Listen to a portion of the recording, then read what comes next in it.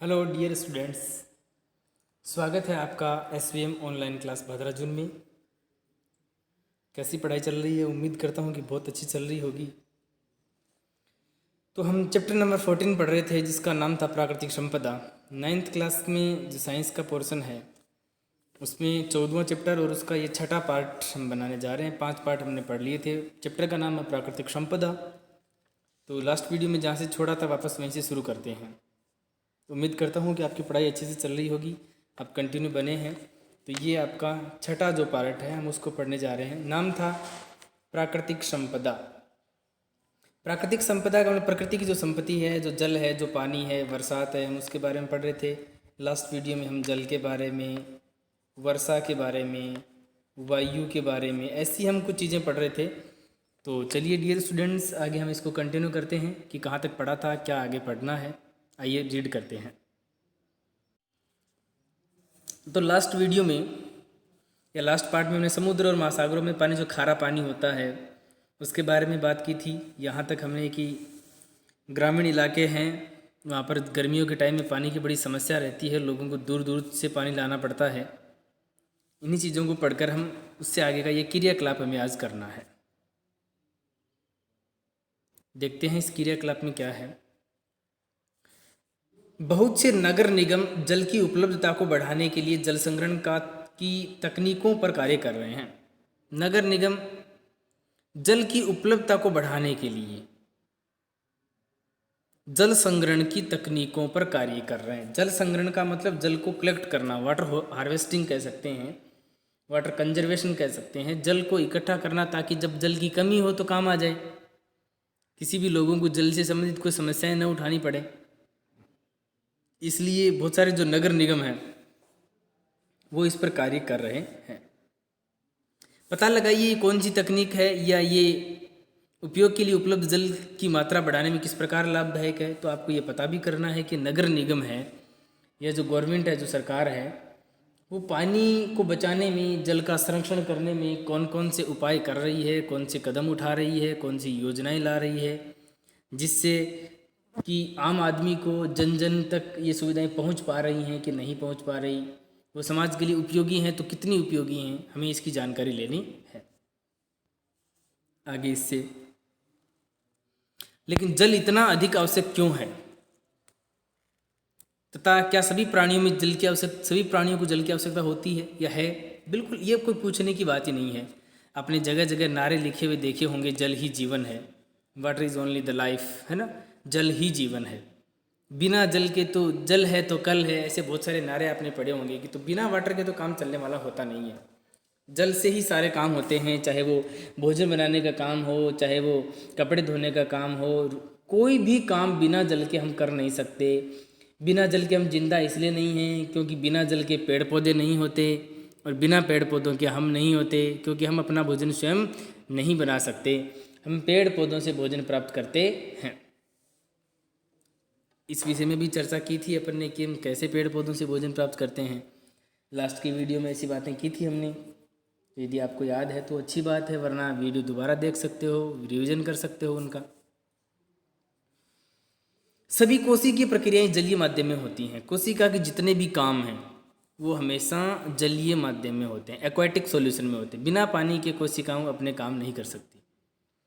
सभी प्रतिक्रियाएं जो हमारे शरीर में या कोशिकाओं के अंदर होती हैं वह जल में घुले हुए पदार्थों में होती हैं।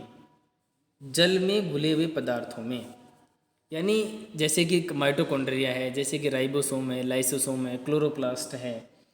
पादपों की बात करो या मनुष्य की बात करो, सारे काम कोशिकाओं में संपन्न होते हैं, सेल के अंदर। और कोशिकाओं में कोई भी कोशिका है वो बिना पानी के कंप्लीट नहीं होती। मैं आपको बताऊंगी, एक कोशिका में लगभग 70% भाग क्या होता है, वाटर होता है। 70 से 90 भी हो सकता है, ये रेशियो की यदि हम बात करें तो। एक जो कोशिका है जिसे हम सेल कहते हैं, उसका 70 से 95% भाग क्या हो सकता है, जल होता है। याद रखना ये बात। तो इतना पानी कोशिका में है तो कैसे कह सकते, कोशिका में जब पानी नहीं होगा तो क्या कोशिका होगी? नहीं। जब कोशिका नहीं होगी तो क्या हम होंगे या जीवन होगा? नहीं। इसलिए जल पर सारी चीज़ें हैं वो अप्रत्यक्ष या प्रत्यक्ष रूप से डिपेंड करती हैं। इसलिए कहा जाता है कि जल ही जीवन है। जल ही जीवन है, या कुछ और भी बातें कही जाती हैं, जल है तो कल है। देखा होंगे आपने ऐसे नारे लिखे हुए दीवारों पर।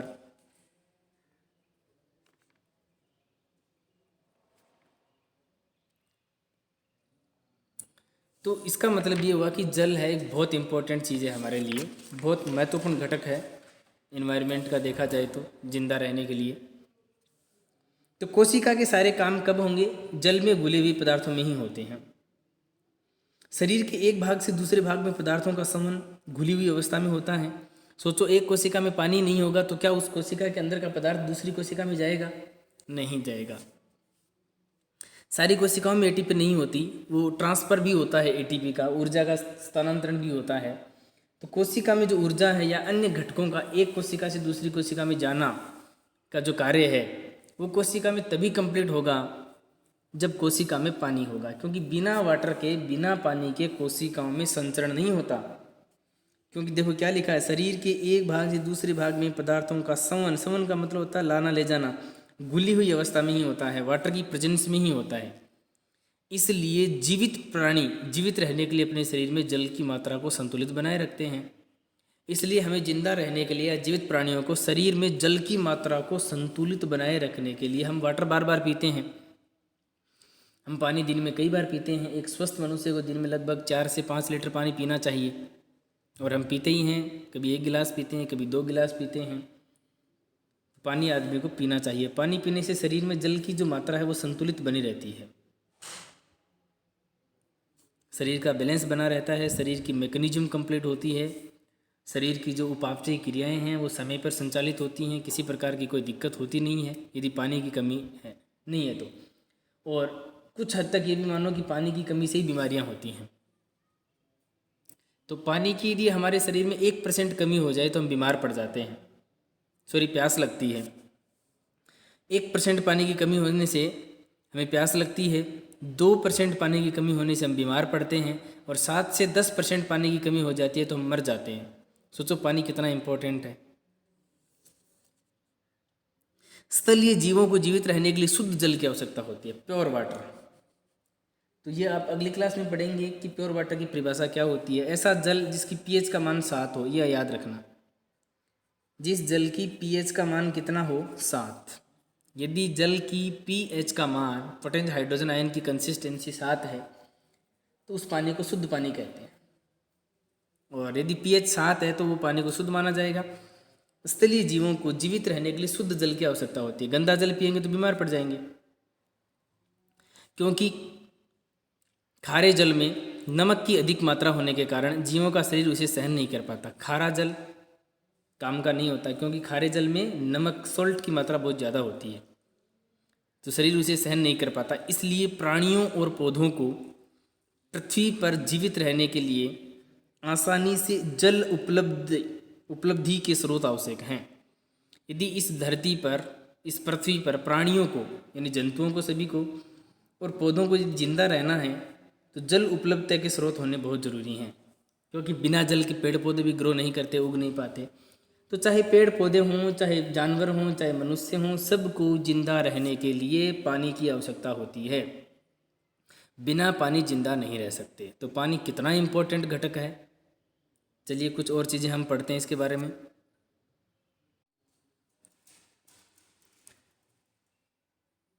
कुछ क्रियाकलाप ऐड किए गए हैं, उनको पढ़ते हैं और समझने का प्रयास करते हैं।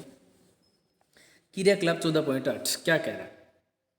किसी नदी, तालाब, झील के समीप एक छोटे स्थान को चुनें। मान ले 1 वर्ग मीटर इस क्षेत्र में पाए जाने वाले विभिन्न पौधे एवं जंतुओं की संख्या को गिनें। प्रत्येक स्पीसीज की अलग अलग गणना करें। स्पीसीज शब्द का अर्थ है जाति।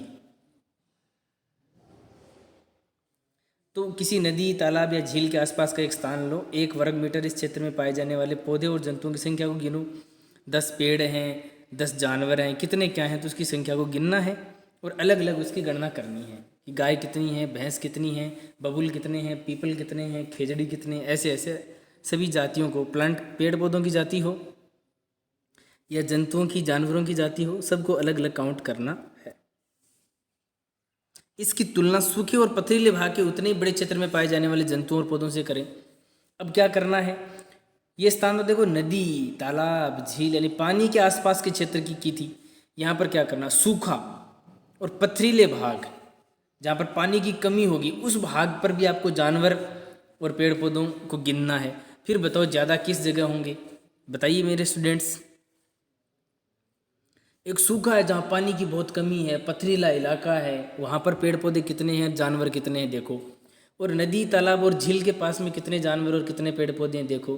तो स्वाभाविक सी बात है, ज़्यादा पेड़ पौधे और ज़्यादा जानवर कहाँ होंगे, नदी, तालाब और झील के आसपास, क्योंकि वहाँ पर पानी उनको आसानी से मिल रहा है। तो उन्हें जिंदा रहने के लिए पानी चाहिए, पानी तो वहीं ज़्यादा मिलेगा, इसलिए जानवर ज़्यादा कहाँ होंगे, नदी तालाब के पास। पेड़ पौधे भी ज़्यादा कहाँ होंगे, नदी तालाब के पास। फिर क्या कह रहा है, क्या दोनों क्षेत्रों में पाए जाने वाले पौधे और जंतु एक ही प्रकार के हैं? नहीं, एक तो उनकी संख्या अलग अलग है और दूसरे वो एक जैसे भी नहीं हैं। वो एक दूसरे भी एक जैसे भी नहीं, जैसे कि मरुस्थल में पाए जाने वाले पेड़ हैं, उनकी जड़ें लंबी होती हैं क्योंकि बेचारों को पानी नहीं मिल पाता। और जानवरों की भी है ना, वो त्वचा है, वो चमड़ी है, वो कठोर होती है, पैर गुद्देदार होते हैं ताकि गर्मी को सहन कर सकें। तो अलग अलग प्रकार की कंडीशन में रहने वाले जानवरों का अलग अलग शरीर बन जाता है, अनुकूलित हो जाते हैं वो उसके अनुरूप। तो पानी का बड़ा महत्वपूर्ण है, योगदान है। पानी तो पानी ही होता है, जल तो जल है तो सब कुछ है। एक क्रियाकलाप और है इसमें 14.9। इस क्रियाकलाप में कहा गया है, देखो, अपने विद्यालय के समीप, स्कूल के आसपास या किसी प्रयोग में न आने वाली भूमि को चुनें। एक ऐसी मिट्टी को या एक ऐसे भूखंड को या खेत को देखें जिसको लोग जोतते नहीं है, काम में नहीं आ रहा, वो ऐसी पड़ी है ज़मीन, उसको देखो लगभग 1 वर्ग मीटर और उसे चिन्हित करो। और उसको ऐसे आपने क्या कर लिया, ऐसे बाउंड्री बना ली कि ये इतना भाग है। उसमें क्या करना है, उसी प्रकार उस क्षेत्र में पाए जाने वाले विभिन्न जंतु, पौधे तथा प्रत्येक स्पीसीज के जीवों की संख्या की गणना करो। अब जो खेत आपने चुना है उसमें देखो कि कितने जंतु हैं, कितने पौधे हैं और कौन से पौधों की और कौन से जंतुओं की कितनी जातियां हैं, तो उनकी संख्याओं की गणना करो, कैलकुलेशन करना है। चलिए ये भी लिख लिया, माना कि 10 पेड़ हैं, उसमें 2 बबूल हैं, 2 कुछ और हैं, ऐसे करके ऐसे जंतुओं को हमने मान लिया। उसी स्थान की गणना वर्ष में 2 बार करें, एक साल में 2 बार करें। एक बार गर्मी या सूखे मौसम में, दूसरी बार बरसात के मौसम के बाद। तो एक जो आपने खेत चुना था उसमें कितने जानवर हैं, कितने पेड़ पौधे हैं, उनकी संख्या एक बार तो आपने कब चुनी, गर्मी के अंदर यानी मई जून के महीने में, और सूखा मौसम होता है उस टाइम। और दूसरी बार बरसात के मौसम में यानी सितंबर अक्टूबर के महीने में, अगस्त सितंबर के महीने में। फिर दोनों की संख्या को नोट करो और नीचे दिए गए सवालों के जवाब दो। पहला सवाल, क्या दोनों बार संख्याएं समान थी? चलो आप अनुमान लगा लो, आप कर नहीं सकते, किया नहीं आपने, लेकिन अनुमान लगाओ आप। क्या दोनों की संख्या बराबर होगी सूखे में और बरसात में? नहीं, अलग अलग होगी, क्योंकि सूखे में तो पानी नहीं होगा तो जंतु वहाँ पर कम होंगे, पेड़ पौधे भी नहीं होंगे, और बरसात में ज़्यादा होगी। दूसरा प्रश्न, किस मौसम में आपने विभिन्न प्रकार के पौधे और जंतुओं की अधिकता पाई? बताओ कौन से मौसम में ज़्यादा पेड़ पौधे थे, बरसात के मौसम में या सूखे मौसम में? बरसात के मौसम में। बरसात के मौसम में पेड़ पौधे और जंतुओं की अधिकता थी। सिंपल सी बात है ना। प्रत्येक प्रकार के जीवों की संख्या किस मौसम में अधिक थी? मौसम पूछा है इसने। जानवरों की संख्या भी ज़्यादा होती है तो बरसात के मौसम में ज़्यादा। अब बताओ बरसात के मौसम में ज़्यादा क्यों?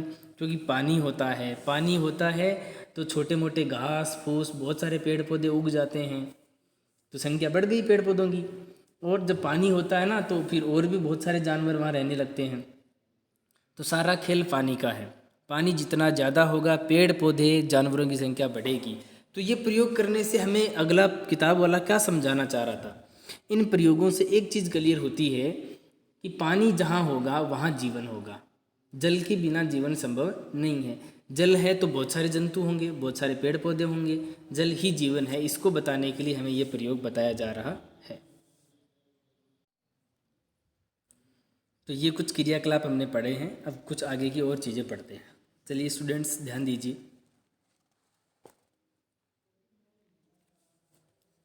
उपरोक्त दोनों क्रियाकलापों के परिणामों को संकलित करने के बाद में, यानी हम दोनों जो क्रियाकलाप हैं उनको हमने एक डाटा बनाकर उसके आंकड़े हमने कॉपी के अंदर या बुक में, नोटबुक में हमने इसको नोट कर लिए और हम देखते हैं किस नतीजे पर पहुंचते हैं कि क्या क्या हो रहा है।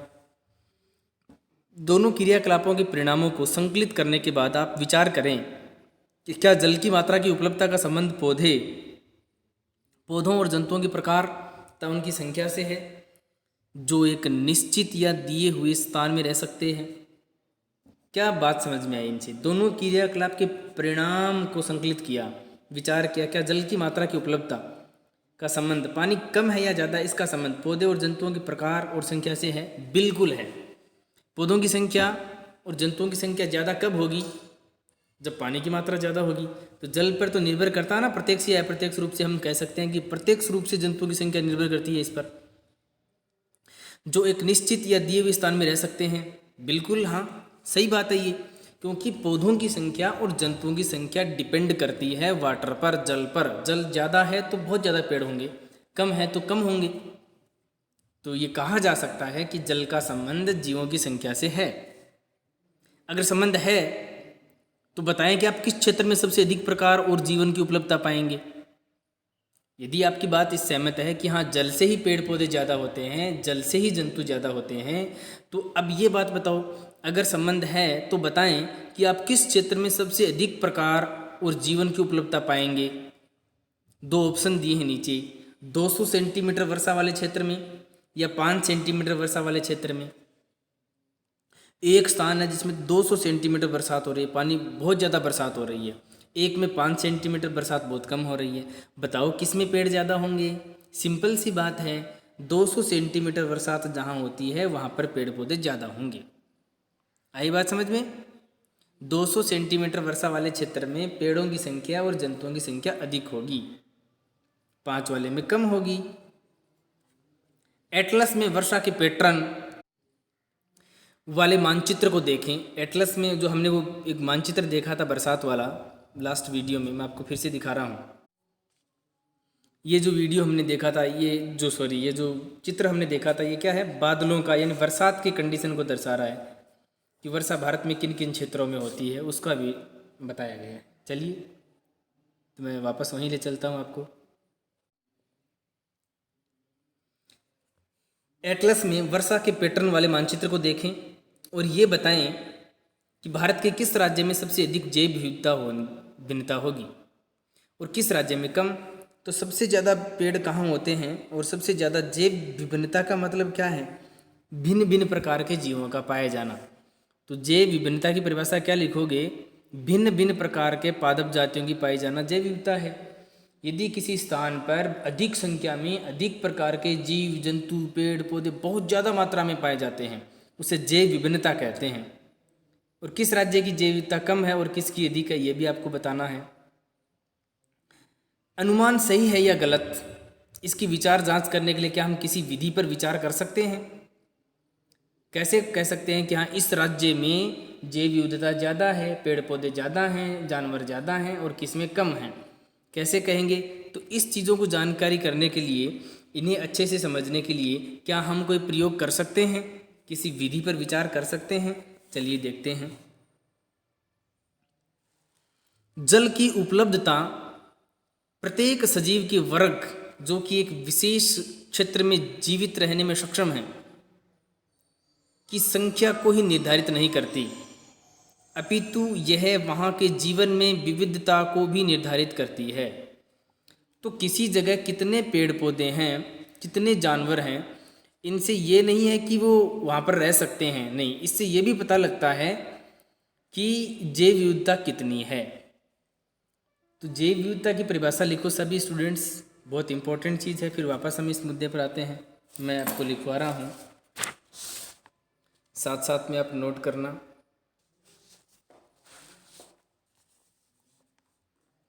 लिखो, किसी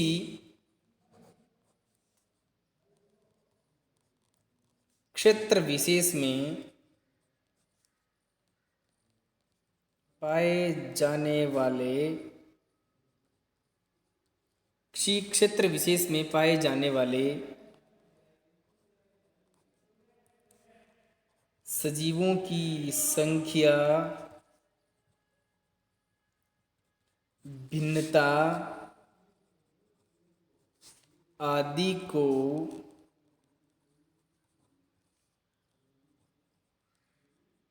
जैव विविधता कहते हैं। किसी एक स्थान पर पाए जाने वाले जीव जंतुओं की संख्या और इसी जैव विविधता को हम कहते हैं अंग्रेजी में बायोडाइवर्सिटी। तो किसी एक क्षेत्र में पाए जाने वाले जीव जंतुओं की जो संख्या ज़्यादा होती है उसे ही क्या कहते हैं, उसे जैव विविधता या बायोडाइवर्सिटी कहते हैं। तो जैव विविधता ज़्यादा कब होगी, जीवों की संख्या जितनी ज़्यादा होगी, जीवों की संख्या अधिक हो तो जैव विविधता भी क्या होती है,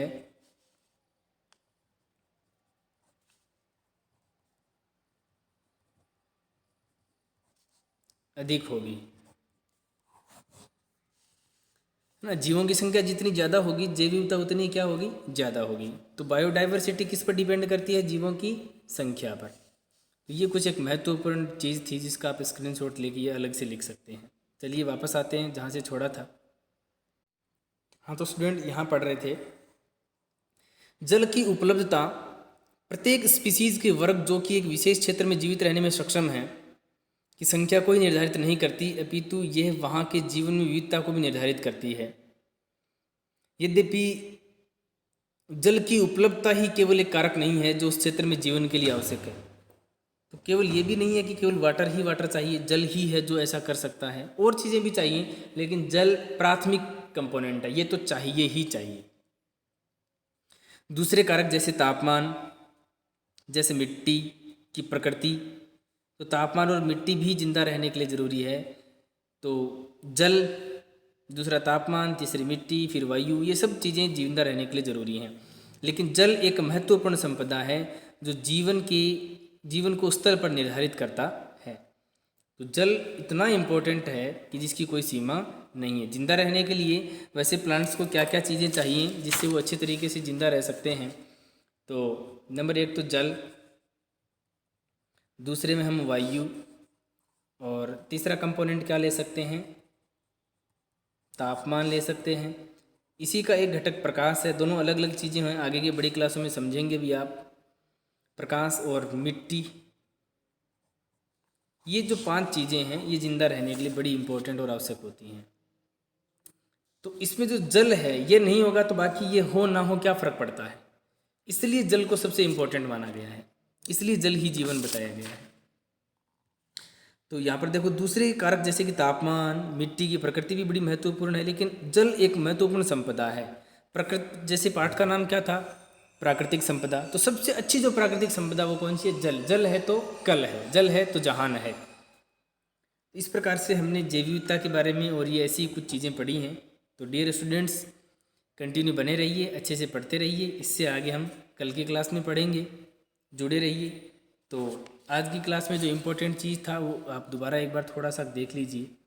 एक तो ये कंपोनेंट्स जल वाले, एक बायोडाइवर्सिटी की जो डेफिनेशन थी सब बच्चों को अच्छे से याद करनी है। क्षेत्र विशेष में पाए जाने वाले सजीवों की संख्या और भिन्नता ही जैव विविधता कहलाती है। ये चीज़ें, जीवों की संख्या ज़्यादा होगी जैव विविधता भी ज़्यादा होगी। इस प्रकार से हमने चैप्टर नंबर 14 का छठा पार्ट ये बनाया है। तो डियर स्टूडेंट्स, लगातार बने रहिए, पढ़िए, एंड बेस्ट ऑफ लक।